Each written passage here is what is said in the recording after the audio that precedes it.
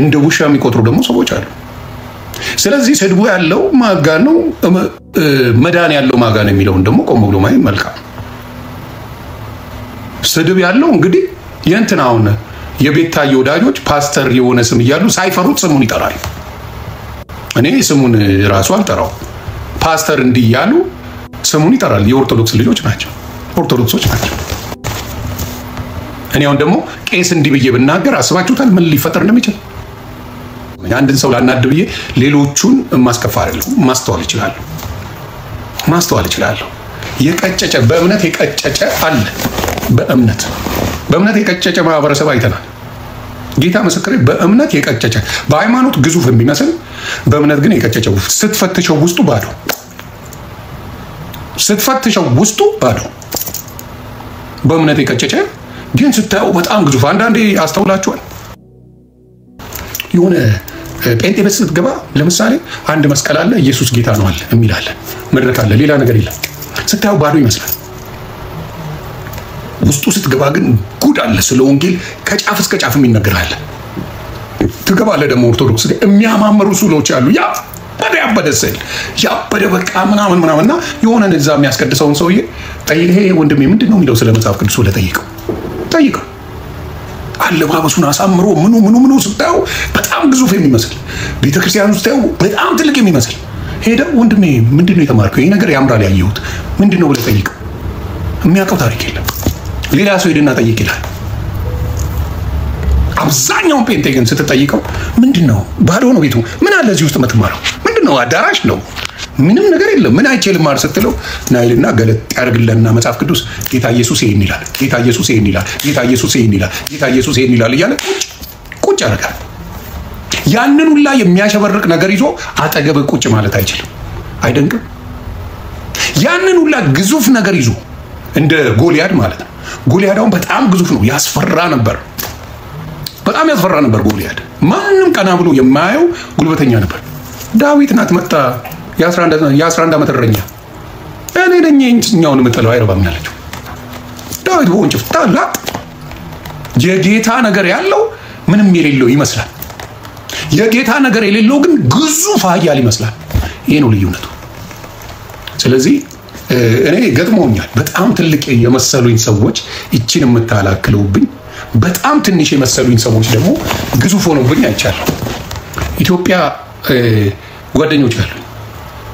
ያው ዮኒ ቬጋስ ባለሀብት ስለሆነ ያውቁታል። ግን ከዮኒ ቬጋስ ውጭ የሆኑ የራሱ ካምፓኒ ጌታ ምስክሬ ነው የምላቸው የራሱ ካምፓኒ ሰዎች ማን እንደሆነ እንኳን አያውቁት። አብረን ሄደን ገብተን የዛሬ 15 ዓመት የሄድኩ ጊዜ በአሁኑ አይደለም፣ አሁን ከኢትዮጵያ ውጭ ስለሆነ ነው። ወዳጄ ሄደን የሱ ፋብሪካ ነው ሄደናል፣ ገባን። አያውቁኝም እንኳን ገባን። ይሄ ነገር ከዚህ ነው የሚሰራው ምናምን እያለ ብቻ ይነግረኛል። እነሱ አያውቁም መሆኑ ዝም ብለው ተራ ሰው መስሏቸው ዝም ብለው አያውቁትም ጭራሽ ማን እንደሆነ። ለምንድን ነው ስለው እያወቁኝ ጊዜ በመመጣበት ጊዜ አክት ያደርጋሉ፣ እንደሚሰሩ ቢዚ እንደሆኑ አክት ያደርጋሉ። አለማወቃቸው ለነሱም ለኔም ኮምፎርት ይሰጣል። ስለዚህ ማን ጥሩ እንደሰራ ማን እንዳልሰራ ማየት ይችላሉ። እንደዚህ አይነት የረቀቀ ጭንቅላት ያላቸው ሰዎች ምን ያደርጋሉ? ግዝፍናቸው እንዲታይላቸው አይፈልጉም። ትልቅነታቸው እንዲታይላቸው አይፈልጉም። አሁን እነ ጳውሎስ ሲሰብኩ የነበረው እየተገረፉ እየተቀጠቀጡ ምናምን ግን ገስዋል ይፈውሱ ነበር። እየተባለ ይፈውሱ ነበር። ኢየሱስ ክርስቶስን በበረት ስለተወለደ ይንቁት ነበር። ኢየሱስ ክርስቶስ የሚንቁት እንጂ የሚያከብሩት ብዙ አልነበሩ።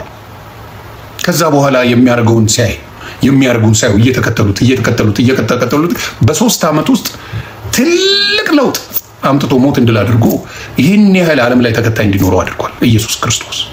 አሁንም እምላችሁ ነገሩን ስላገዘፋችሁት ብቻ እናንተ ቤታችሁ ትልቅ ነው ማለት አይደለም። እዛ የገዘፈ ቤት ውስጥ የሚወጣው ንግግር ከዛ ቤት ውስጥ ሲወጣ ምንም ቁም ነገር አለው አይደለም። በየሜዳው ላይ የሚሰራው በየሜዳው ላይ የሚከናወነው ነገር ከዛ ሲወጣ እዚህ ግባ የሚባል አይደለም። ከዘማሪዎቻቸው ይልቅ ዘፋኞቻቸውን ያውቃሉ፣ ያከብራሉ። ከዘማሪዎቻቸው ነው ማውራ። ዘማሪዎቻቸው አሉ እኮ ከዘማሪው ይልቅ ዘፋኞቻቸውን የሚያውቁበት ነው። ስለዚህ ይመስላል ግዙፍ፣ ውስጡ ግን ገለባ ነው። ስታየው ውስጡ ገለባ ነው። ትልቅ ይመስላል፣ ውስጡን ስታየው ምንም ነገር የለውም። እንደዚህ አይነት ብዙ ሰዎች አሉ። አሁን ለምሳሌ በሴቶች ማየት ትችላለህ። እማማ ዝናሽን ማንን ማስመሰል ትችላላችሁ? ሶሻል ሚዲያ ከሴቶች በቁንጅና አንደኛ ማናት? በእናንተ በምታዩት እስቲ ዘግቡኝ፣ ማናት? ሶሻል ሚዲያ ወይ በፊልተር በሉኝ ወይንም በቁንጅና ማናት? ሶሻል ሚዲያ ላይ በመልክ ጥሩልኝ። በመልክ ማናት?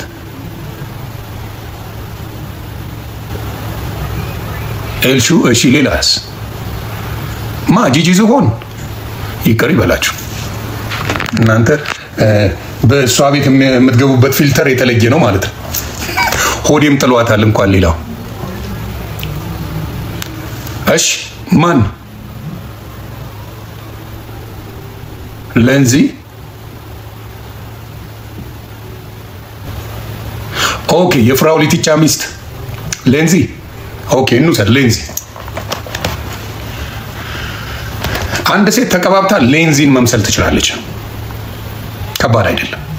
አሁን ለሴቶች አጭር ቢሆኑ ሂል ጫማ አለ፣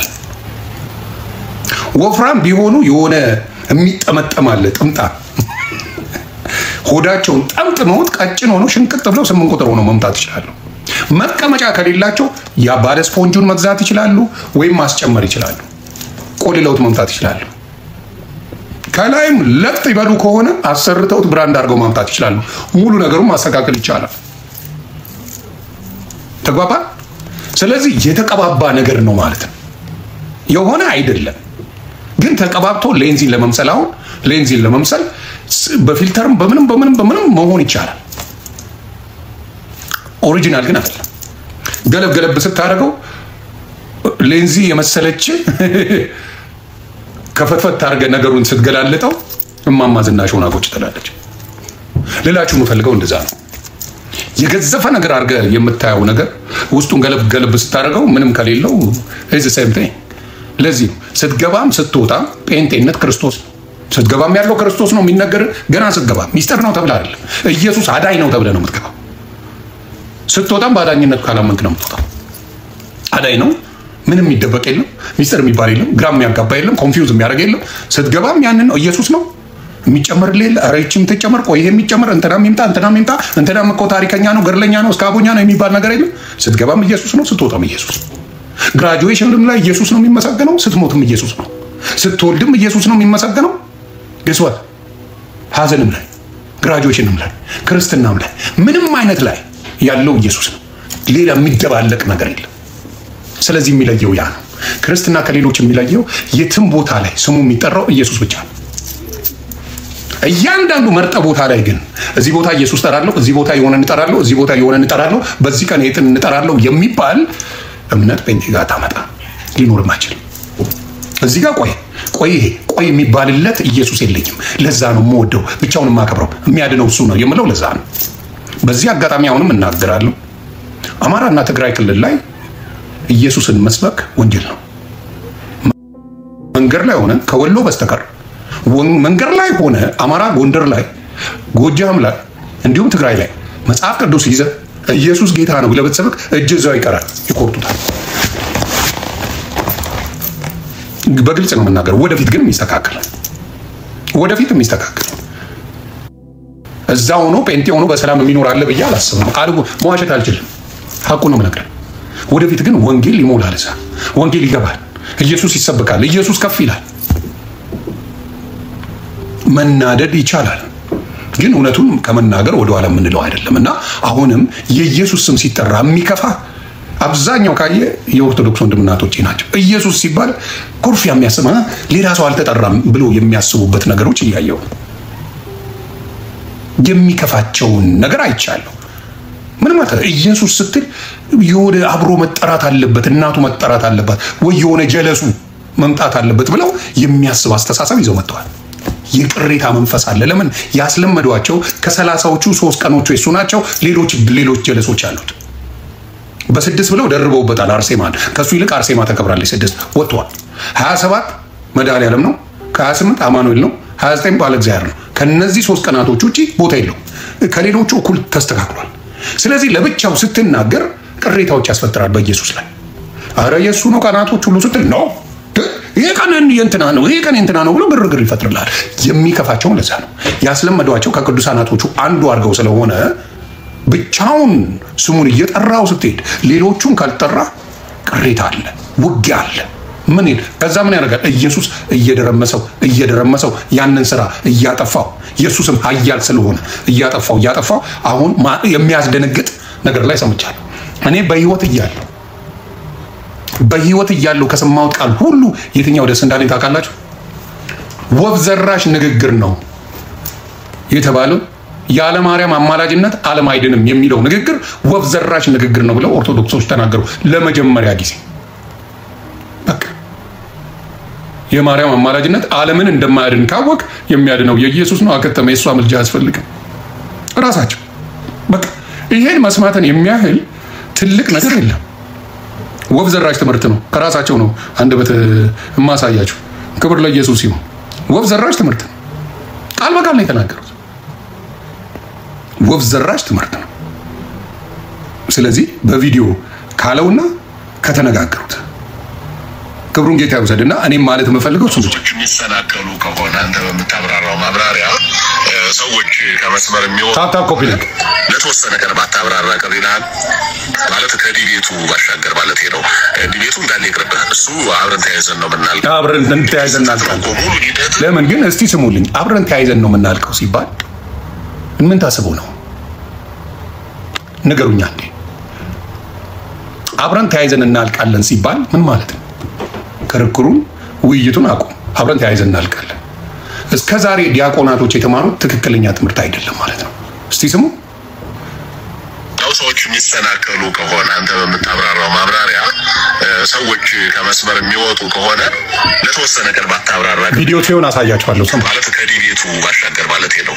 ዲቤቱ እንዳለ ይቅርብህ። እሱ አብረን ተያይዘን ነው የምናልቀው እንጂ ስህተት ነው እኮ ሙሉ ሂደት እንቅስቃሴ በሙሉ ስህተት ነው። ግን ስህተት ማን አስተማረው? ለምሳሌ አንድ ዲያቆን ቢሳሳት የስህተት ትምህርት ያስተማረው ማን ነው?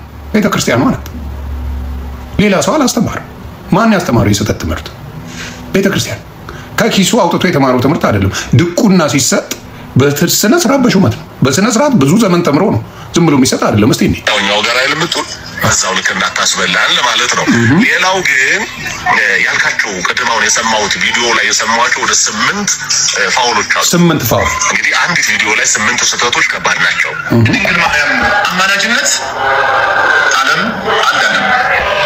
ስሙ እንግዲህ ያለ ቅድስት ድንግል ማርያም አማላጅነት ዓለም አልዳነም ነው የሚለው ወንድማችን ዲያቆን ስዩ። ኦርቶዶክስ ምን ትላለች? ከዚህ በፊት ሙሉ ኦርቶዶክስን ብትጠይቀው ያለ ድንግል አማላጅነት ማንም አይድንም፣ ዓለም አይድንም ትምህርቱ የነበረው ለዘመናት የነበረ ትምህርት ነው። ይሄ ነገር እንደማያዋጣ አወቁት። አሁን እንደማያዋጣ። ምክንያቱም ኢየሱስ ክርስቶስ ከማርያም በፊት የነበረ የሚኖር አልፋና ኦሜጋ ነው። መጀመሪያም እሱ ነው፣ መጨረሻውም እሱ ነው። ሌላ የለም። ስለዚህ በእሷ እንዳልጀመረ መስራቱን በእሷ እንዳልጀመረ መኖሩን ተገነዘቡ። ሲያስታውሱት ይሄ ነገር አያዋጣንም፣ ስለዚህ ከስህተት ትምህርታችን እንመለስ ነው።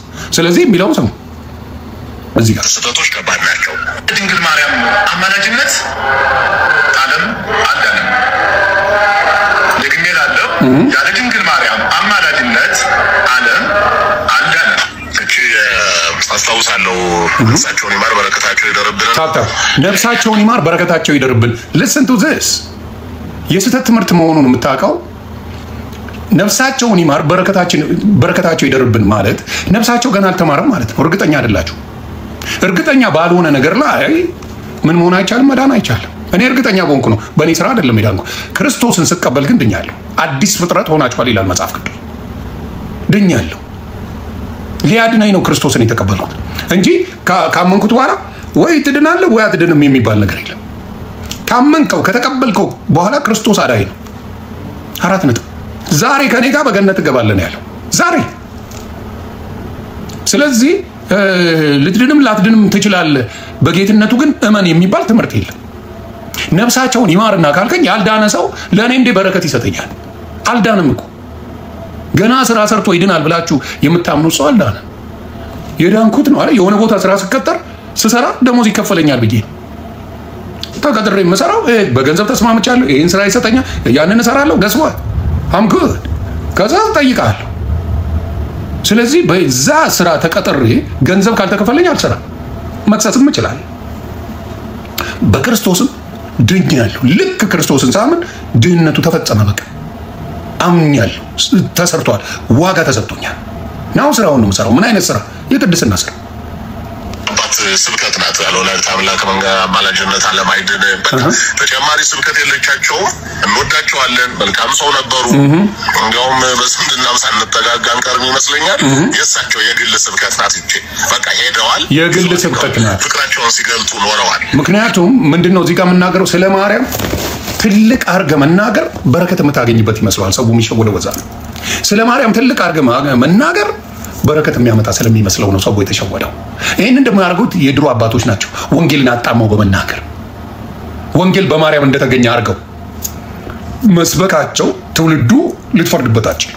ትውልዱ መጥቶ አብዛኛውን ኦርቶዶክስ ከ60% በላይ ብትጠይቀው የምን 60 ከ70% በላይ ብትጠይቀው ዓለም የሚደለው በማርያም አማላጅነት ነው ይላል። አሁን እንደ አዲስ ሊማሩት ነው። አባቶች ነክተው ይሄ የስህተት ትምህርት ነው ወፍ ዘራሽ ብሎ የሚናገርም ደግሞ አደባባይ ያመጣሉ። ቀርጻችሁ ፖስቱት ራሱ ከኦርቶዶክስ አባት ተግላቶንም አሁን በዚህ ዘመን መጻሕፍት ተጽፈው ታፕታፔኒዎቹ ተባረኩ የሚያል ስልክ በሙሉ በ6 ሚሊዮን የሚገመቱ መጻሕፍት ይዞ መጽሐፋዊ ሐሳብ የሚያረታ ሲሰማ ለጆሮም ለሁሉም የሚጣፍጥ መልስ ሲሆን ነው የሚያምረው እንጂ ያለ መሬታችን አማላጅነት ዓለም አይድንም ይለው አይባልም። ያ ማለት ኢየሱስ ክርስቶስ መምጣት ኢየሱስ ክርስቶስ ቤዛነት ደሙ ዋጋ ሁሉ ዜሮ ባዶ ሆነ ማለት ነው። እሷ ባትወልደው አንድንም ነበር። እሱም ሌላ ነው ብዙ ያስኬደናል እንጂ እሱም ቢሆን መንገድ ያበላሻል። ወለድ ሌላ ነው፣ መለመን ሌላ ነው፣ ማስታረቅ ሌላ ነው፣ ስራ መስራት ብርክ ያርጉታል ነው። እንዲህም የሚል ሐሳብ ጭራሽ ከአንድ ክርስቲያን ማለት ከአንድ ዲያቆን አንጠብቅም። አቅቶት መጠየቅ የሚፈልግ ከሆነ አሁን አይነት ጥያቄ ታፕታፔኒዎች ተባረኩ ከመምራት ዞር ብሎ ይጠየቅና በዛ በኩል ነው የሚመስለው እንጂ እንዲቀጥታ ይዞ አይመጣም። ዲቤት አደራ በምንም አይነት አደራ ነው የተባለው። እንዳስሞክረው ከማስጠንቀቅ ጭምር ደግሞ መሰረታዊ የክርስቲያን ከማስጠንቀቅ አደራ እንደዛ አይነት ዲቤት አይወጣም። አንድ ደህና መምህር አጠገብ ኑሮ እሱን ማማከር ቢቻል በጣም ጥሩ ነው። ድንግል ማርያም አማላጅነት ዓለም አዳነም ደግሜን አለው ድንግል ማርያም አማላጅነት ዓለም አዳነም ያለወላዲተ አምላክ አማላጅነት ዓለም አይድንም የሚለው ትምህርት ቶታሊ ስህተት ነው። ቀሲስ ዲበኩሉ ናቸው። እኔ ከነ ምናምናቸው ጓያሉ ይመቹኛል። ቀሲስ ዲበኩሉ በጣም ነው የምወዳቸው። ከነ ምናምናቸው ፊት ለፊት ነው የሚናገሩት። ቀሲስ ዲበኩሉ ስህተት ትምህርት ነው በቃ መስተካከል ያለበት ስህተተኛ ትምህርት። ያለ ቅድስት ድንግል ማርያም ዓለም አይድንም፣ አማላጅነት ዓለም አይድንም የለም። ለመጀመሪያ ጊዜ ዲቤት ያደረኩት እኔ ነኝ ከኤርሚ ጋር። ኤርሚ ኤችዲ ጋር መጣን። መጽሐፍ ቅዱስ ላይ አሳየኝ ልመን አልኩት። ለብዙ ሰዓት ተከራከርን። የለም ተቋጨ። እንዲህ የሚባል ትምህርት የለም። ዓለም ያለ ቅድስት ድንግል ማርያም አማላጅነት አይድንም ተብሎ የተሰበከው ስብከት የስህተት ስብከት እንደሆነ አንድ አስተማሪ ዝም ብሎ ደስ ብሎት ማንም ማለት ይችላል። አሁን በቅድስት ድንግል ማርያም ላይ የፈለግከውን ሹመት በሰጣት ቅር የሚለው ሰው የለም። በኦርቶዶክስ ችግሩ ያ ነው። የፈለግከውን ሹመት መስጠት ትችላለህ። የፈለግከውን መዝሙር ስለሷ መዘመር ትችላለህ። የፈለግከውን የሚከለክል የለም። ያ ምን እያደረገ ሰው ሳያውቀው እየሳተ ከክርስቶስን ጩጭ አድርጎ እያየ በሷ አንተ ይሄን አድርግ እየተባለ እየተነገረው በሷ መልጃ እየተነገረ ይሄን አድርግ እንዴ ልጄ እኮ ነው ስለኔ ጸልያል እኮ በእኔ በኩል እኮ ነው የሚጸልየው አድነው እያለች እየተቆጣቸው የሚያድን አምላክ አድርጎ ቁጭ አድርጎ ሰው ምንም ልታደርገው አትችልም። ሰው የተነገረውን ነው የሚሰማው። ስለዚህ አሁን ቀጥታ የሚናገሩ ወፍ ዘራሽ ትምህርት እንደሆነ ቃል በቃል ይናገራል። ከዚህ ጋር ታቆ የሚመጣ ነገር መኖር የለበትም። ይሄ ኢንቴንሽናሊ ምን የሚል ማጠቃለያ ይሰጣል። አርሜዳ ነው በመልጃ ነው የሚል ይሄው ጥረቱ ዝጋ ንሳቱ ከሰማት ቀርባለች ያለወላዲተ አምላክ አማላጅነት ዓለም አይድንም እያለ ሲሰብክ መጣ። የሆኑ ሰዎች ተቀበሉ። ከዛ በኋላ ማስከከረ ነገር እንደ አንድ ሰው አንድ ምን የተከለው ነገር ይባለው እንዳይሆን ምልጃና ድነት የተለያዩ ነገሮች ናቸው። ታንክ ዩ ድነት ራሱ የቻለ እግዚአብሔር የሰጠን ጸጋ ነው። ስለዚህ ያለወላዲተ አምላክ ድነት ምንድነው? እግዚአብሔር የሰጠን ጸጋ ነው። እግዚአብሔር ደግሞ ጸጋ ሲሰጥ በነፃ እንጂ ከፍለን የምናመጣው አይደለም። የሆነ ቦታ ጦር ስለተወጋን ስለተንደባለልን ፎቅ ስለወጣን ስለወረድን ገደል ስለገባን በገዳም በኩል ስለወጣን የሚሰጥ አይደለም። ጸጋ ነው። ድህነት ጸጋ ነው።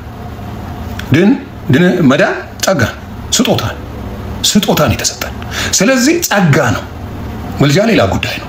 ምልጃ ዋጋ ተከፍሏል። የከፈለው ደግሞ ኢየሱስ ነው። ዋጋ ከፍያለሁ ይላል። ምንም ቆይ ምንም ወፍ ዘራሽ የሆነ ምንጩ የማይታወቅ ትምህርት ነው። አዎ የዓለም የሚድነው በማርያም ምልጃ ነው የተባለው ትምህርት ወፍ ዘራሽ የሆነ ምን ትምህርት ነው? ወፍ ዘራሽ የሆነ ትምህርት ነው። ይኸው ከራሳቸው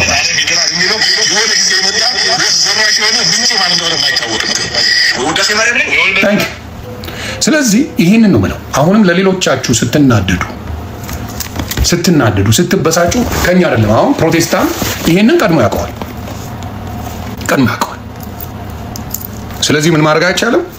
መካከለኛ የሆነው ኢየሱስ ክርስቶስ ነው። ምኑ አዳኙ። ይህንን ከተባለ ምን ይሆናል ማለት ነው? ምልጃው ካልሰራ ማን ነው የሚሰራው ነው ጨዋታው። እንግዲህ በማርያም ምልጃ ዓለም አይድንም የሚለው ትምህርት የተሳሳተ ነው ተብሏል። ናው ምን ሊፈጠር ይችላል ነው ጥያቄው። ምንድን ነው የሚፈጠረው? ምንድን ነው የሚሆነው? ማን ነው የሚያድን አይደል ጥያቄው? ማን ነው የሚያድን አይደለም ወይ ጥያቄው ነው ጨዋታው። እንግዲህ ኦኬ ዓለም በማርያም ምልጃ የማይድን ከሆነ በማን ምልጃ ነው የሚድነው? እስቲ መጽሐፍ ቅዱስ ምን ይላል? የምትጠሏት ጥቅስ አንዳንዶቹም የቀየሯት ጥቅስ አለች። ሮሜ 8:34 ምን ይላል? ከሱ በፊት 33ን ጀምር። እግዚአብሔር የመረጣቸውን ማን ይከሳቸዋል? የሚያጸድቅ እግዚአብሔር ነው። የሚኮንንስ ማን ነው? ማን ነው የሚኮንነን? የሞተው ይልቁንም ከሙታን የተነሳው በእግዚአብሔር ቀኝ ያለው ደግሞ ስለኛ የሚማልደው ክርስቶስ ኢየሱስ ነው ይላል መጽሐፍ ቅዱስ። እንግዲህ እግዚአብሔር ያሳያችሁ ምን ይላል? የሞተውም ከሙታን የተነሳው በእግዚአብሔር ቀኝ ያለው ደግሞ ስለኛ የሚማልደው ክርስቶስ ኢየሱስ ነው። ከክርስቶስ ፍቅር ማን ይለየናል ይላል? መከራ ወይስ ጭንቀት ወይስ ስደት ወይስ ራብ ወይስ ራቁትነት ወይስ ፍርሃት ወይስ ሰይፍ ነውን? ስለ አንተ ቀኑን ሁሉ እንገደላለን፣ እንደሚታረዱ በጎች ተቆጠርን ተብሎ እንደተጻፈ ነው ይላል። ምን አለ? በዚህ ሁሉ ግን በወደደን በእርሱ ከአሸናፊዎች እንበልጣለን ይላል። ስለዚህ መጽሐፍ ቅዱስ የሚነግረን ስለኛ የሚማልደው ኢየሱስ ክርስቶስ ነው ብሎ ነው መጽሐፍ ቅዱስ የሚናገረው። በእኛና በእግዚአብሔር መካከል ያለው ኢየሱስ ክርስቶስ ነው። እሱ ደግሞ አንደኛ ጢሞቴዎስ ላይ ምዕራፍ 2 ላይ ታገኙታላችሁ። ምን ይላል? በሰውና በእግዚአብሔር መካከል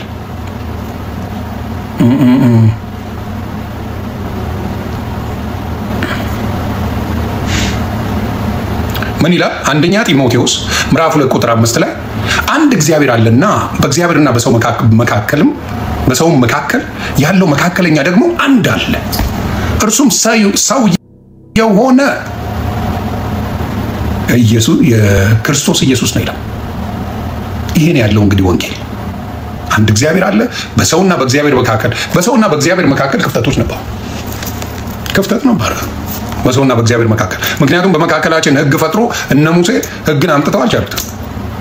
ሕግን ሊፈርዱበት እንጂ ሊጸድቁበት አይደለም ሲሰሩበት የነበረው። የሆነ ሰው ሕግ ያበላሻ ሴት ልጅ አሁን ዘማዊ ሆና ስትመጣ ቀጥቅጠው ይገሏታል። ሕጉ ያዳላል። የዘሞተችው እኮ ከወንድ ልጅ ጋር ነው፣ ለብቻው አይደለም። ከሆነ ጋር ዘሙታ መጣ ሴቷ ትገደላለች፣ ወንዱ ምንም አይሆንም፣ የሚጠይቅ የለም። ሰንበትን አላከበረም ተብሎ ይገደል ነበር፣ ሰው ይቀጣ ነበር፣ ይገረፍ ነበር። ሰው የሰንበት ጌታ ነው ብሎ ኢየሱስ ክርስቶስ ሻር ሰው እንጂ የሰንበት ጌታ ሰንበት የሰው ጌታ አይደለም ብሎ ኢየሱስ ክርስቶስ ተናገረ። ስለዚህ ብዙ ጊዜ ሰዎች የሚያርጉት ነገር ለነሱ ለመቅጫ ህጋቸው የሚያስተካክሉት እንጂ መንግስተ ሰማያትን እንድትወርስበት የሚያርጉት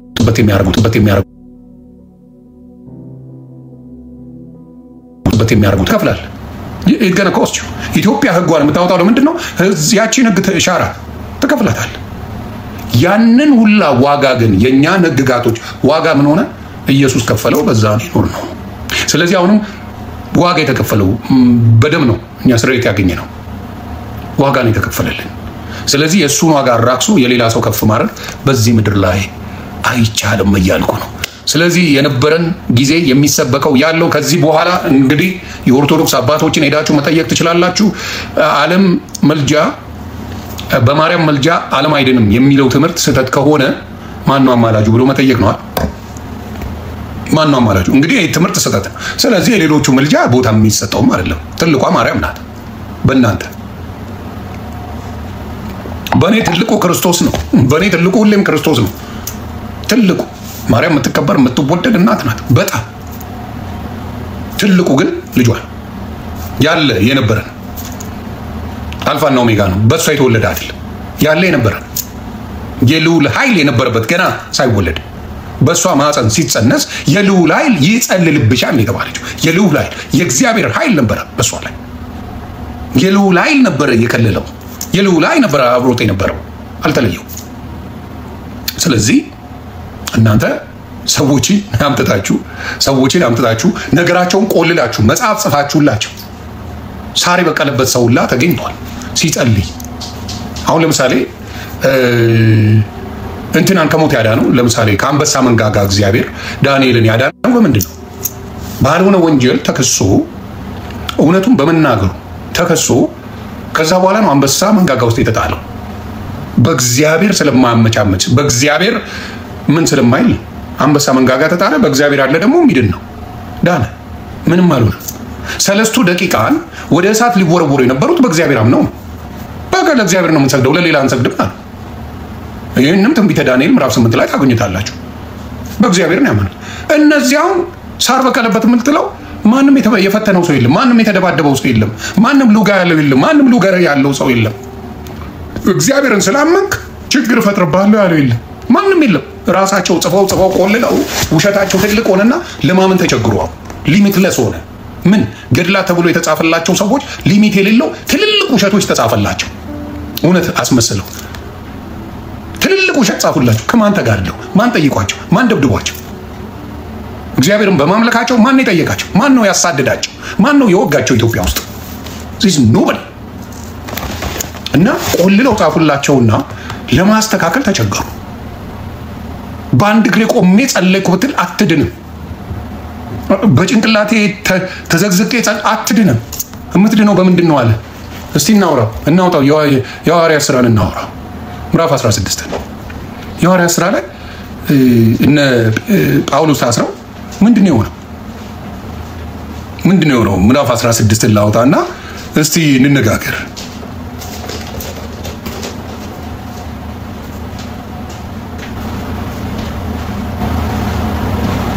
ምን ይላል? ከምዕራፍ እነ ጳውሎስ ምንድን ነው የተደረጉት? እስቲ ምዕራፍ 16 ቁጥር 24 ጀምሮ ከዛ በፊት ያለውን ላንብብ።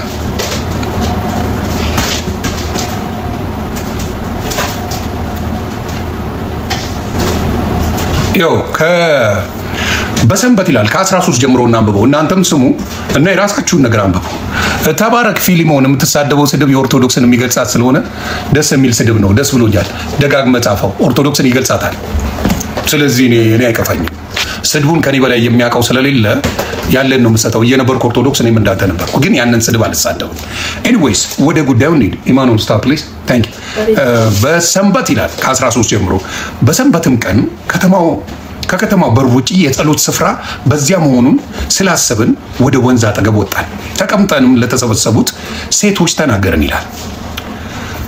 ከቲያጥሮን ከተማም የመጣች ቀይ ሐር ሻጭ እግዚአብሔርን የምታመልክ ሊዲያ የሚሏት አንድ ሴት ትሰማ ነበረች። ጳውሎስም የሚናገረውን ታዳምጥ ዘንድ ጌታ ልቧን ከፈተላት። እርሷም ከቤተሰቦች ጋር ከተጠመቀች በኋላ በጌታ የማምን እንደሆን ከፈረዳችሁልኝ ወደ ቤቴ ገብታችሁ ኑሩ ብላ ለመነችን፣ በግድም አለችን። በምን? እርሷም ከቤተሰቦቿ ከተጠመቀች በኋላ አምና ነው የተጠመቀችው። በጌታ የማምን እንደሆን ከፈረዳችሁልኝ ወደ ቤቴ ገብታችሁ ኑሩ ብላ ለመነችን፣ በግድም አለችን። ወደ ጸሎት ስፍራም ስንሄድ የሟርተኝነት መንፈስ የነበረባት ለጌቶቿም እየጠነቆለች ብዙ ትርፍ ታመጣ የነበረች አንዲት ገረድ አገኘች። እንግዲህ እኛዋ ሲፋቅ በኢትዮጵያ የታምራት ገለታ የያንጓለለ ታምራት ገለታ ሲስተሩ ናት ማለት ነው። ምን ያለች? ከዛ ምንድነው ከዛ ምን አለ? ወደ ጸሎት ስፍራ ስንሄድ የሟርተኝነት መንፈስ የነበረባት ለጌቶቿም እየጠነቆለች ብዙ ትርፍ ታመጣ የነበረች አንዲት ገረድ አገኘችን። አባታችን ሲናገሩ መምህር ጌታቸው ምናምን መምህር ቀሲስ ሲናገሩ መሪጌታ ምን አሉ? በዚህ ዘመን ቢሆን እየጠነቆለች ጥሩ ነገር የምታስገኝ ኢትዮጵያ ላይ ቢኖር ሰው ሁላ ወደ እሷ ሄድ ነበር። ጠንቋይ ቤት አብዛኛው አርቲስት ይሄዳል፣ አብዛኛው ባለ ሀብት ይሄዳል፣ አብዛኛው ወንጀለኛ ይሄዳል። ጠንቋይ ቤት የማይሄድ የለም። በነገራችን ላይ ታውቃላችሁ፣ የሚታወቅ ነው። ኢትዮጵያ በተለይ ማይም ስለሚበዛባት አብዛኛው መፍትሄ ያገኛለሁ ብሎ የሚሄደው የሚዘርፍበት ሾርት ከት የሚያደርጉበት መንገድ የሚሄድበት የጥንቆላ መንገዶች ብዙ አሉ። በጌታ ስም የተሰበረ ይሁን። ስለዚህ ምን አለች? እንኳን እሱ አይደለም ቤታዮ ጠንቋይ ቤት ሄዳለች፣ ስልኳ ተሰርቆባት ልታስወጣ ማለት ነው። በግልጽ ነው የምናገረው፣ የተናገረችው ታሪክ ስለሆነም ነው የምነግራችሁ። ጠንቋይ ቤት ያ ቃል ተብሎ ይኬዳል። እግዚአብሔር ቤት አይደለም፣ ጠንቋይ ቤት ይኬዳል። ስለዚህ ምን ይላል? ከዛ እርሷ ጳውሎስንና እኛን እየተከተለች የመዳን መንገድ የሚነግሯችሁ እነዚህ ሰዎች የልዑል አምላክ ባሪያዎች ናቸው ብላ ትጮህ ነበር። ምን ናቸው? የልዑል አምላክ ባሪያዎች። ጠንቋዮች እንኳን ሐቁን ተናገሩት ስለ እግዚአብሔር ባርነት። የእግዚአብሔር ባሪያዎች ናችሁ እያለች ለምን የተከበረች ናት። ለምኖቹ ለዛ ሀገር ባለሀብቶች ምናምን ታሸክላለች፣ ቢዝነሳቸውን ታመጣለች፣ ኃይል እንዲኖራቸው ታደርጋለች። ምኑን የምታደርግ እርኩስ መንፈስ ያለባት ሴት ናት። ቃል በቃል ተናገረች። ምክንያቱም የጌታ ኢየሱስ ስም ሲነገር፣ የእግዚአብሔር ስም ሲነገር ዲያብሎስ ያብዳል፣ ሐቁን ይናገራል።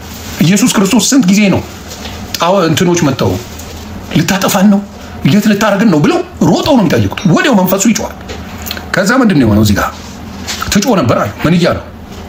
እርሷ ጳውሎስንና እኛን እየተከተለች የመዳን መንገድ የሚነግሯቸው እነዚህ ሰዎች የልዑል አምላክ ባሪያዎች ናቸው ብላ ትጮህ ነበር።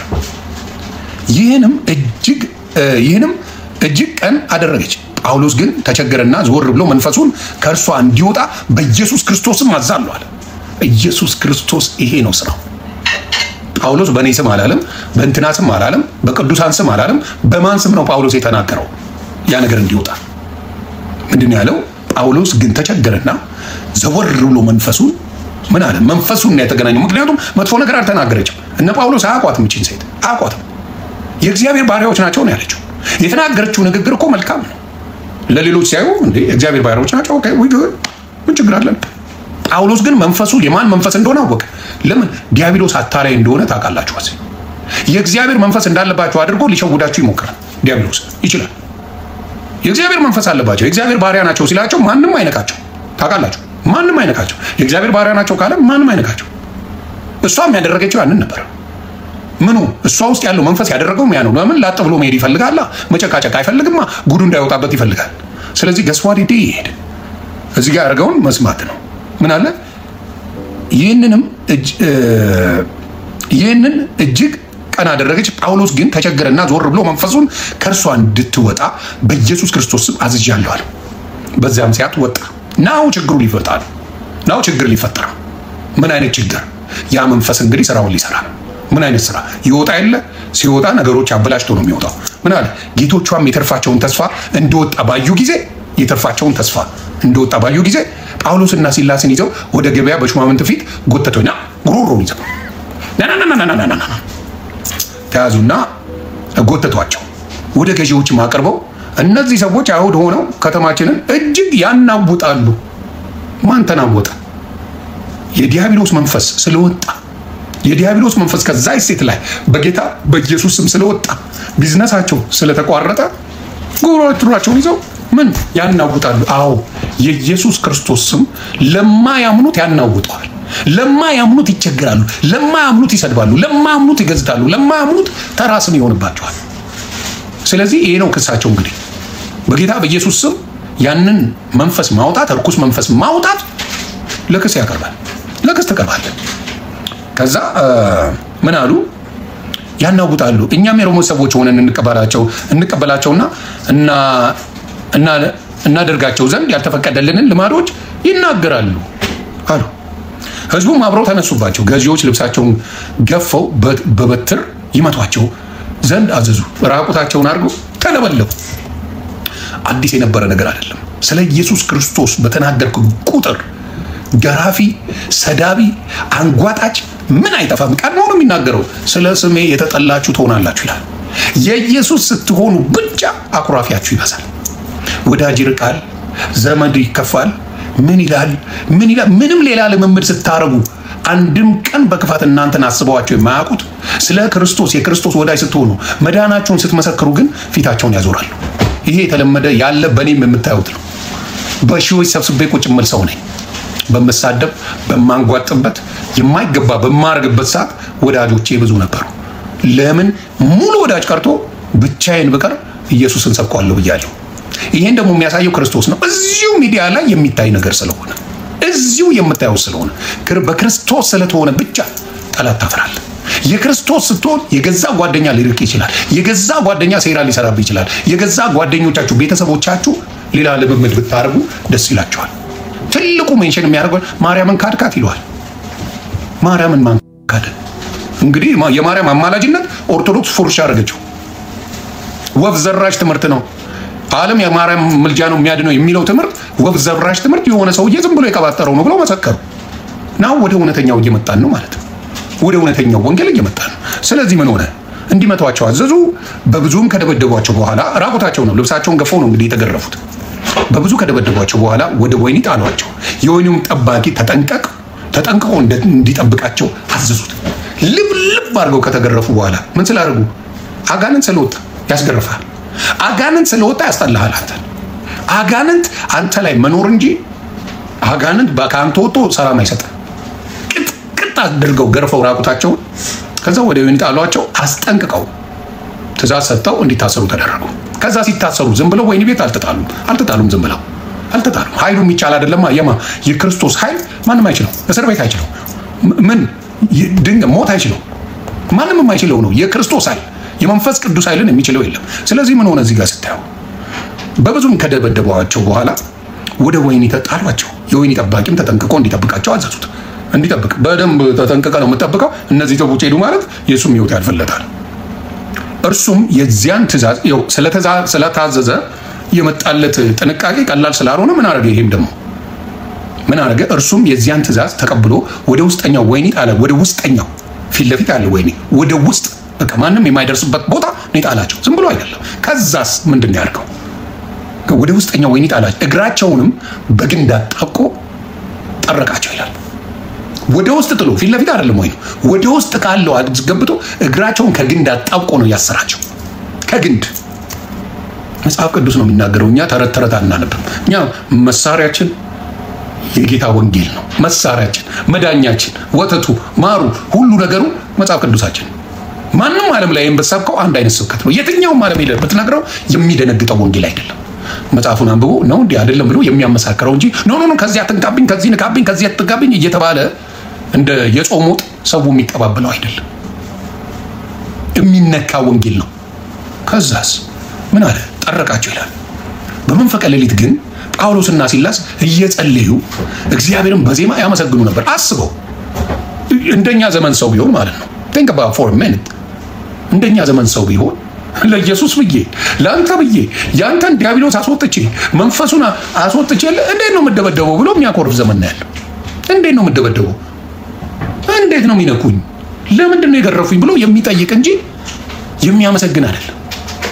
ስለዚህ ምንድን ነው ያደረጉት? እንደዛም ታስረው ተጠንፍረው ታስረዋል እኮ እነ ጳውሎስ የከፈሉት እያሉ ሌሎችን መሰገን ምናቸውም ሳይነካ ዋው ሰምጬ ለአንተ ጸለይኩልህ የሚል አጭበርባሪ መጣል፣ አታላይ መጣል። ዋውስ ባናቴ ተተክዬ ለአንተ ነው የጸለይኩት ማንም ሳይነካቸው፣ ማንም አጠገባቸው ሳይደርስ በአንድ እግሬ ቆሜ ለአንተ ነው የጸለይኩት ብሎ ያሻል። ማንም ሳይነካ ምንም አጠገቡ ሳይደርስለት ይዋሻሉ። ዋጋ እየከፈሉ ያደረጉት እንኳን ምን ሲያደርጉ ነበር? እግዚአብሔርን ያመሰግኑት ነበር። ምን እያሉ? በመንፈቀ ሌሊት ጳውሎስና ሲላስ እየጸለዩ እግዚአብሔርን በዜማ ማንን ነበር የሚያመሰግኑት? አልሰማሁም። እዚህ ጋር ማንን? ማርያምን ነበር የሚያመሰግኑት? ገብርኤልን ነበር?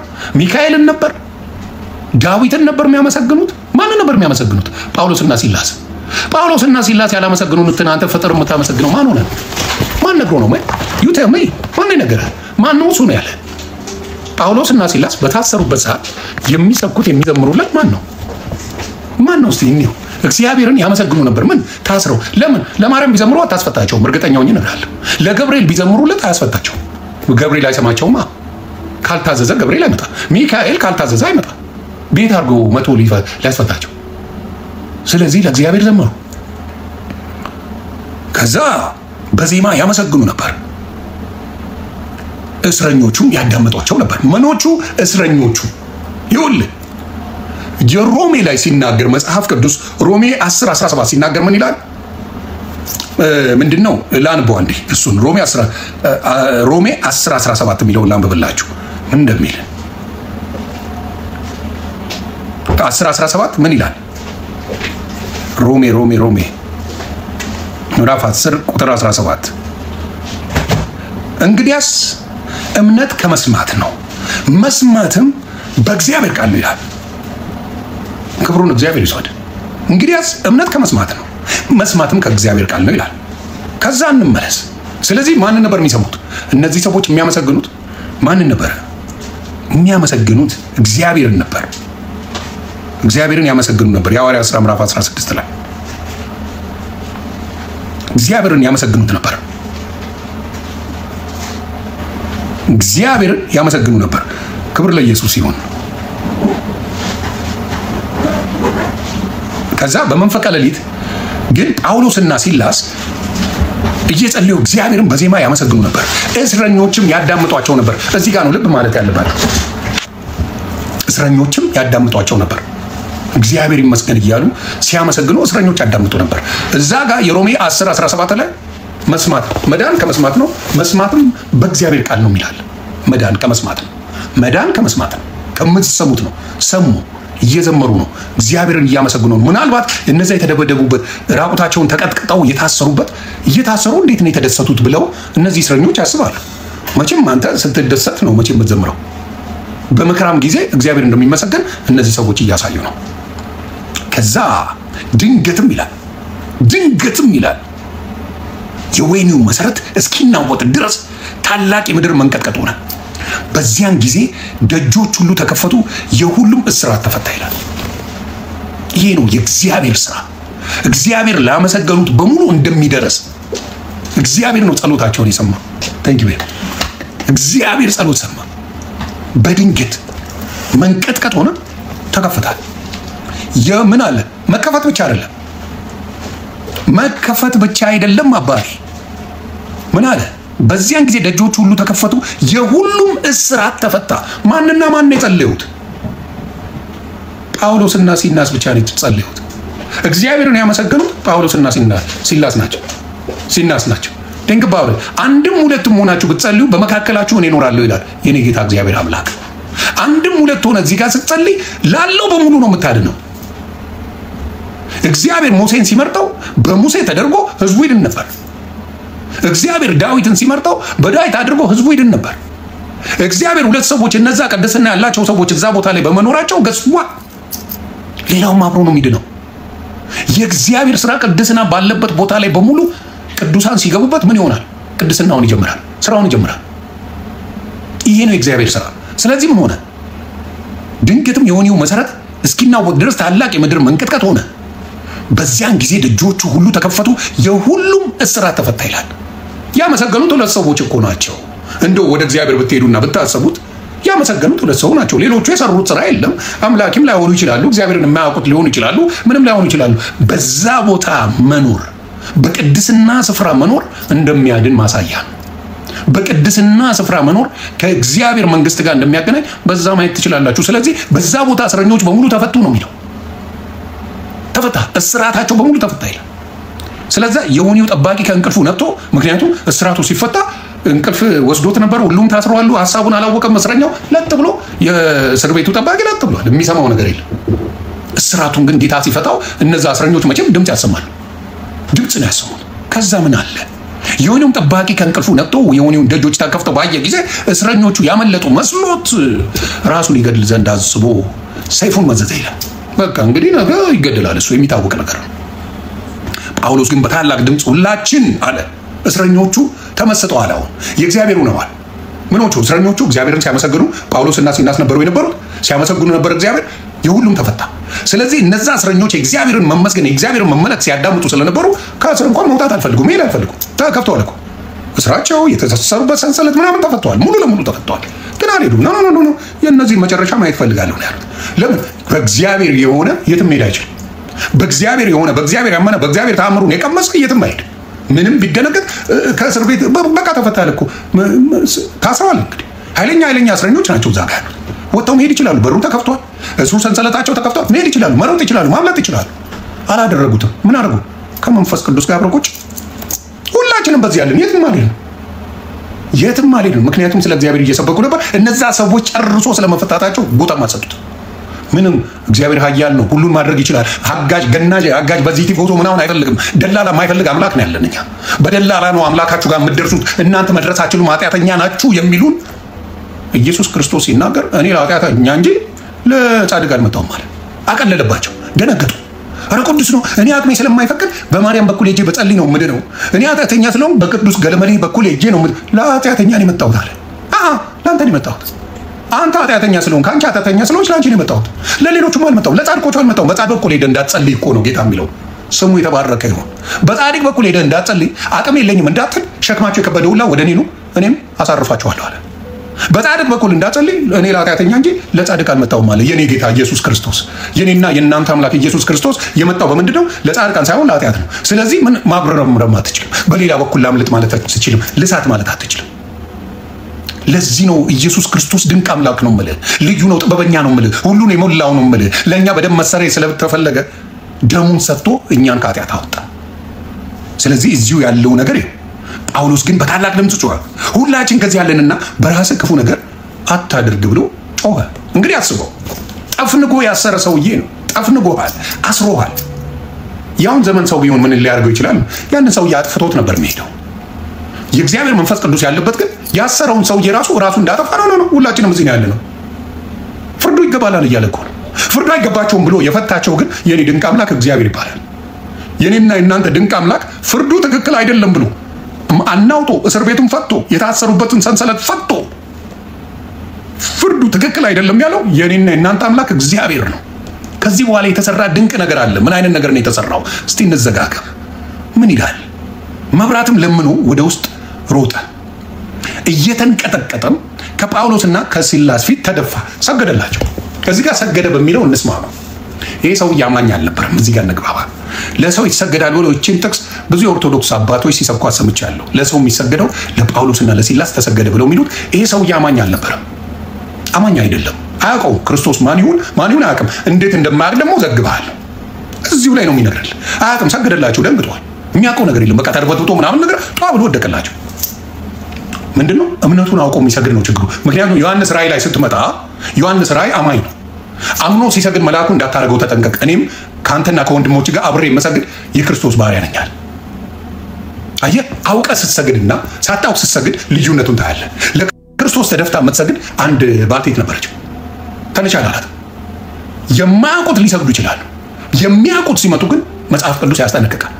የማያውቁት ሊሰግዱ ይችላል። የሚያውቁት የክርስቶስን ኃያልነት የክርስቶስን ማዳን መስገድ ለማን እንደሚገባ የሚያውቁት ሊሰግዱ ሲሉ ግን ለክብር ብለው ኖ እንዳታርገው ብሎ ነው የሚናገረው መጽሐፍ ቅዱስ። እንዴት እንደሚል ደግሞ ክርስቶስን እንደማያውቀው እዚሁ ጋር እንነጋገራለን። ከፈጠምኩ በጣም ይቅርታ። የኔ ቃል ሳይሆን የሚወጣው የእግዚአብሔር ቃል። ስለዚህ የእግዚአብሔር ቃል ስላችሁ መጽሐፍ ቅዱሳዊ ነው፣ የኔ ቃል አይደለም። የእግዚአብሔር ቃል ሲወጣ አንዳንዴ ሊፈተን ይችላል። ስለዚህ ወደ ውጭ መጥቶ ምን አለ? መብራትም ለምኖ ወደ ውስጥ ሮጠ፣ እየተንቀጠቀጠም ከጳውሎስና ከሲላስ ፊት ተደፋ። የሚያውቀው ነገር የለም። እንዴት? እዚህ ጋር የሚጠይቀው ጥያቄ አለ። እንዴት? ዮኒ ማኛ ለእሱ ሰግዶለታል፣ ለእነሱ ሰግደዋል ሲባል እንዴት የሚል ጥያቄ አለ። ሰግዷል፣ ለሰው ሰግዷል። ለዚህ ምን ይላል? ተደፋ፣ ወደ ውጭ ወጥቶ ጌቶች ወይ አለ። ጌቶች አላቸው። መጀመሪያ ወንጀለኛ ነበሩ። ስም የሚቀይረው እሱ አይደለ ያልኳችሁ? ስም ቀያሪው ጌታ ነው አላልኳችሁ? ወንጀለኞች ነበሩ እነዚህ ሰዎች።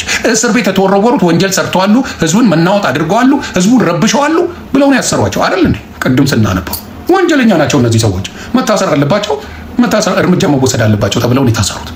ወንጀለኞችን እንዲከበሩ የሚያደርገው ማን ነው? እኔና እናንተ አባት ነው። አይደንቅም? እሱ ወንጀለኛ ተብሎ መስቀል ላይ ተሰቅሎ እኛን አከበረን፣ እኛን አዳነን። ስለዚህ ምን ይላል እዚህ ጋር?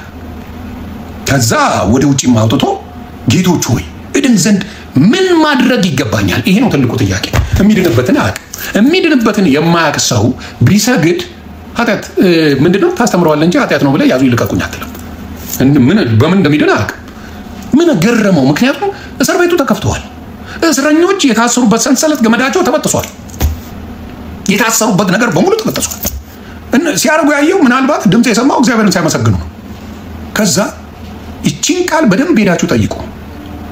እድን ዘንድ ምን ማድረግ ይገባኛል? የለመደው ማድረግ ነው፣ ስራ መስራት ነው። በሱ የለመደው ማድረግ ነው። አሁን ለምሳሌ አይሁድን ብታመጣው፣ ፈሪሳውያን ብታመጣቸው ምናምን ያደርጋሉ። ይሄን አድርግ፣ ስገድ፣ በአናትህ ተተከል፣ ቆፍር፣ እንዲያርግ፣ ስገድ፣ ጾም፣ ጸልይ፣ በዚህ ውጣ፣ በዚህ ግባ የሚባል አድርጎቶች አሉ። የሚደረግ ልማዳዊ ነገር አለ። ይህን ስገድ፣ ይህን ፍጠር፣ ይህን ቁረጥ፣ ይህን ፍለጥ የሚባል ተራራ ውጣ፣ ተመለስ፣ በአናትህ ተተከል፣ ገለመሌ የሚባል ትምህርቶች ነፋሉ። ስለዚህ የለመደው ምን ማድረግ ይገባኛል ያለው ምን ማድረግ በማን ነው የምታምኑትን ብሎ አልጠየቀም። ስለዚህ እምነት እንደሌለው በዛ ታውቃላችሁ። ይሄ ሰው እምነት የለውም። ስለዚህ ገስቧሪ ሄደ። ምን አለ? እርሱ በጌታ በኢየሱስ ክርስቶስ ይላል እዚህ ጋር። የጌታ ስም ይክበር የኔ አባት። እርሱ በጌታ በኢየሱስ ክርስቶስ እመን አንተና አለ ቤተሰቦች ትድናላችሁ አሉት። የጌታ ስም ይክበር። ይህን ስራሩት፣ ይህን አድርጋሉት፣ ይህን ፍለጣሉት፣ ይህን ቁረጥ፣ እኛን ትፈታናለህ። ትፈታንና ብትሄድ ነው የምትድነው አላሉት። ትፈታለህ። ስገድ አላሉት። ጹም አላሉት። ጸልይ አላሉት። በዚህ ውጣ አላሉት። በዚህ ግባ አላሉት። ምንድን ነው የሚገባኝ ብሎ ጠየቃቸው። ምን አሉት? እነርሱም በጌታ በኢየሱስ ክርስቶስ እመን አንተና ቤተሰቦች ትድናል። አንተና ቤተሰቦች፣ አንተና ሌሎችም ማድረግ ያለባቸው በኢየሱስ ክርስቶስ ማመን ነው። እዚሁ ጋር ደስ የሚል ተጻመጣላችኋለሁ ከጨረስነው በኋላ የሐዋርያት ሥራ ምዕራፍ 4 ቁጥር 12ን ታነቡታላችሁ ራሳችሁ። እኔም አነብላችኋለሁ። መዳን በሌላ በማንም የለም ይላል። በሌላ በማንም የለም። መዳን በሌላ ልስራ፣ ልቆፍር፣ ልጸልይ፣ በዚህ ልውጣ፣ በዚህ ግባ የሚባለው ነገር የለም። መዳን በኢየሱስ ክርስቶስ፣ ምንም ሌላ ክራይቴሪያ የለም። ስለዚህ ምን አለ?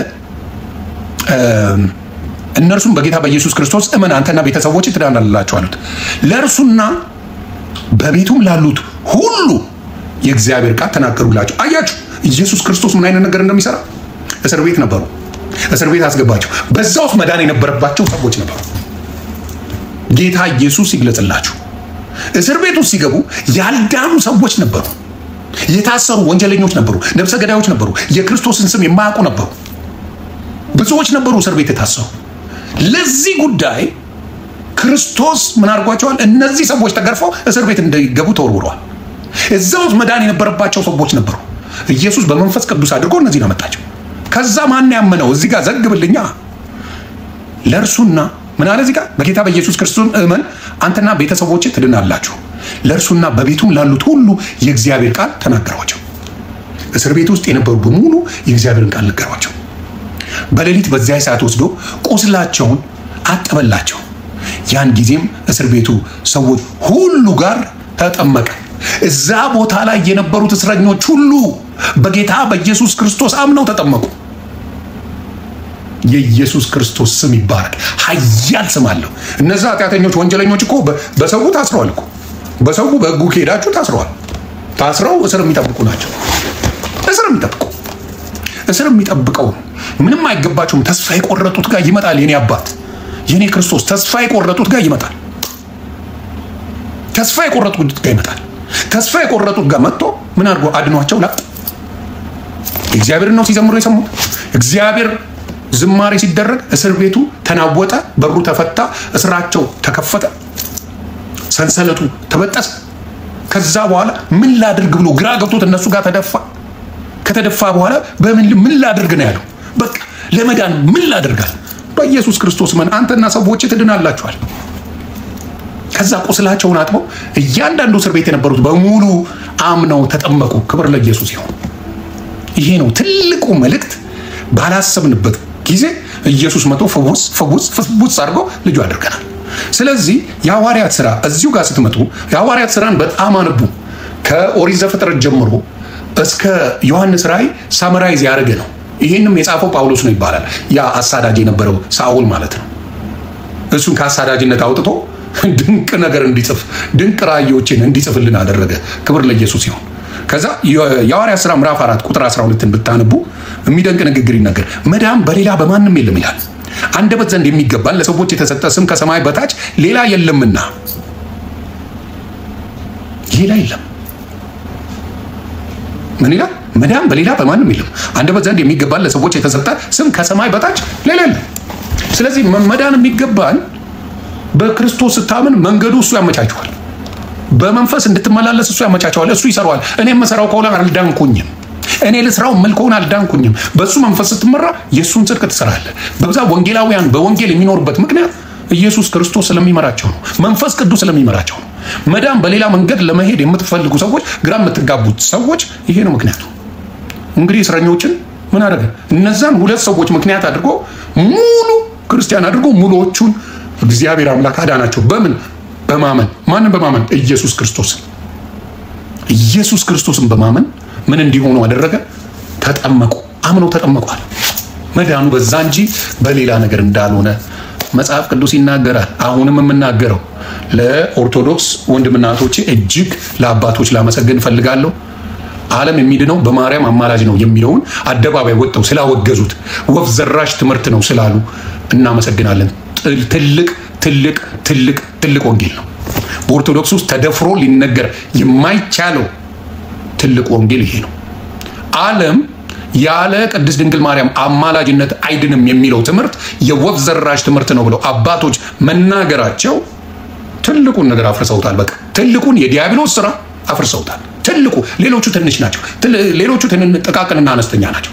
ትልቁ የማርያም ነገር ነው ኦርቶዶክስ ማስችላቸው። ሌላው ጥቃቅንና አነስተኛ ነው። ትልቁ በማርያም ላይ የነበራቸው የተሰጠው የጸጋ ስጦታ ስለሆነ የማርያም ስጦታ የእግዚአብሔርን ልጅ መውለድ፣ በሱ መመስገን፣ በቃ መልካም ሴት ናት ማለት ይሄ ነው የእሷ ስራ የነበረው። የዮሐንስ መንገድ መጥረግ ነበር። የነ ጳውሎስ እዚህ ጋር እንደምታዩት ነው፣ እያጠመቁ በጌታ በኢየሱስ ስም ሰዎችን ማዳን፣ ደቀ መዝሙር ማድረግ። ይሄ ስጦታ ለእያንዳንዱ ስጦታ ጸጋው የማይጓደል አምላክ ይሰጣል። ስለዚህ አሁን ዓለም በማርያም መልጃ እንደማይድን ቃል በቃል የኦርቶዶክስ አባቶች ስለተናገሩ እሱ ላይ ፎከስ አድርገው ይስሩበት። ደጋግመው ያስተምሩት፣ ደጋግመው ያስተምሩት፣ ደጋግመው ያስተምሩት። ከዛ በኋላ የሌሎቹ ያድናሉ ተብለው የተጻፉላቸው ተረት ታሪክ የተጻፈላቸው ነገሮች እየፈረሱ ይሄዳሉ። የሚያጨቃጭቀን ነገር የለም፣ ጨረስን። ሌላው ነገር በሙሉ አከተመ በቃ። ስለዚህ ክርስቶስ በቤቱ ይገባል። ከ1 እስከ 30 እየተጻፈላቸው ይቆማል። አያማልድም። ስለዚህ ታነሷለን። የሚያማልድ ክርስቶስ ነው። ዛሬም ኢየሱስ ነው፣ ነገም ኢየሱስ ነው።